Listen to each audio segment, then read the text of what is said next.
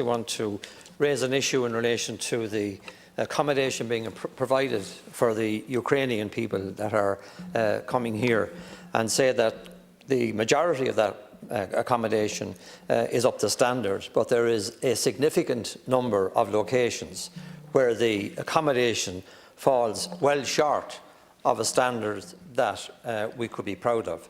And I would ask you, Minister, to look in particular at a location in Carlow and some locations in Kilkenny, where it is reported that that the accommodation comprising of mainly women and children, but sharing that accommodation with men, with very poor facilities and very little controls and very little supervision. I would ask you to do that as a matter of urgency. It's reported today in our local radio and indeed in the local paper. I would also want to say that the ambition that Minister O'Brien has for fulfilling the policies and dealing with the issue of housing does not seem to be shared by the local authorities. In fact, in my opinion, they fall far short of what their performance should be or could be. And there are a number of areas that I would point to. In County Carlow, for example, there's currently a housing estate which is constructed, having to go back under planning permission again, and it's being suggested to the new developer to complete the site, he would have to demolish 14 houses. Now I ask you, in the face of a housing crisis, how do you justify that? What kind of headline does that set for those that are looking for houses and wanting to get off the streets, off a sofa, or get in some way onto the housing ladder? In Kilkenny, there's a housing site that has been zoned. It was zoned, say, to take 100 houses.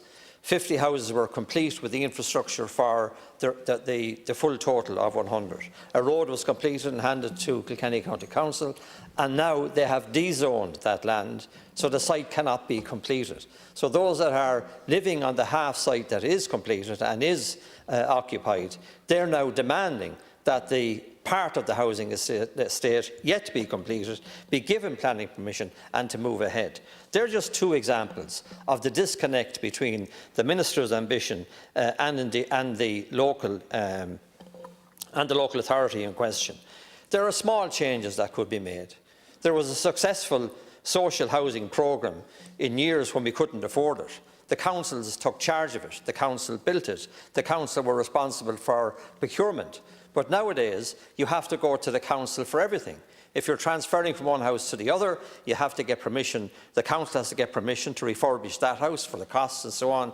And there are many other blockages of red tape and bureaucracy that could easily be removed if the council were given the permission to fulfil its own needs, because they are the holders of all of the information, of all of the types of houses that are needed. And like other speakers here, you can't get a 4-bedroomed house in the local authority in Kilkenny. So therefore you can't fulfil the housing needs of that sector. And I think the planning of all of this needs to be streamlined. You need to give direction in relation to the planning process and the delivery of these houses. The Bord Pleanála scandal has not helped us. Neither has the 10% levy.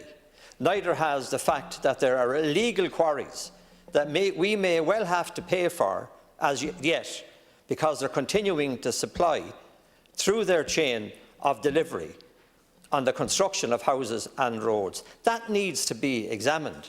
And I would ask you to please look at these issues carefully and to bring forward some sort of plan that will resolve it. Last Chairman, can I just say, Irish Water continues to be a blocker of all developments in Bennisbridge, Gordon, Paulstown and other villages in Kilkenny. It is preventing houses from being delivered.